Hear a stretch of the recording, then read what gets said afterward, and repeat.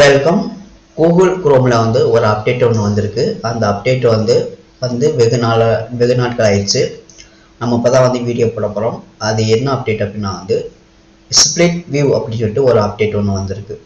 இந்த அப்டேட் எங்கே வந்திருக்கு அப்படின்னா பார்த்தீங்கன்னா விண்டோஸ் ஓஎஸில் இயங்கக்கூடிய கூகுள் குரோமில் தான் வந்திருக்கு.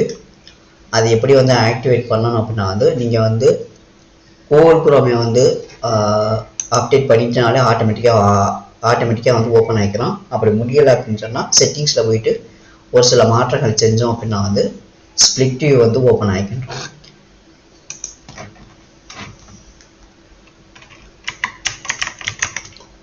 குரோம் போட்டு இந்த பிளாக் சென்டர் இதை ஓப்பன் பண்ணிக்கிறங்க.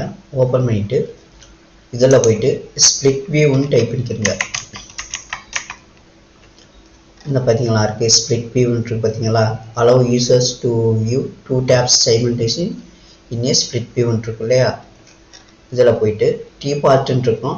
டிபால்ட்டை எனேபிள்டுன்னு கொடுத்துக்குங்க.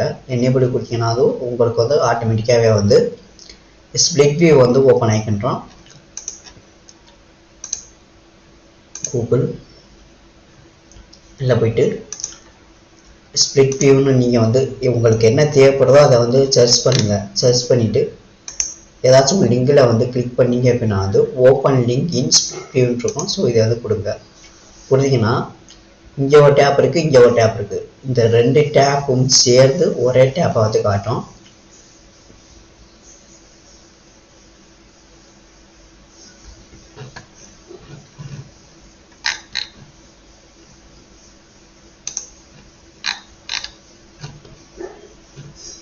இப்போ க்ளோஸ் கொடுத்துக்கலாம்.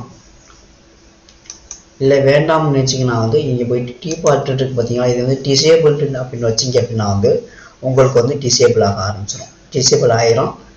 இது பார்த்தீங்கன்னா 143.0.7499.193 அப்படிங்கிற வெர்ஷன் அவைலபிளாக இருக்குது. உங்களுக்கு வேணும்னா இந்த 3 டாட் பட்டனை கிளிக் பண்ணி உங்களுக்கு ஓப்பன் பண்ணி காட்டுறேன். இல்லை ஹெல்ப்பில் போயிட்டு அபவுட் குரோம் இருக்குது பார்த்தீங்கன்னா. இதில் போய்க்குங்க. 193 அப்படிங்கிற அபிஷியலில் தான் வந்திருக்கு.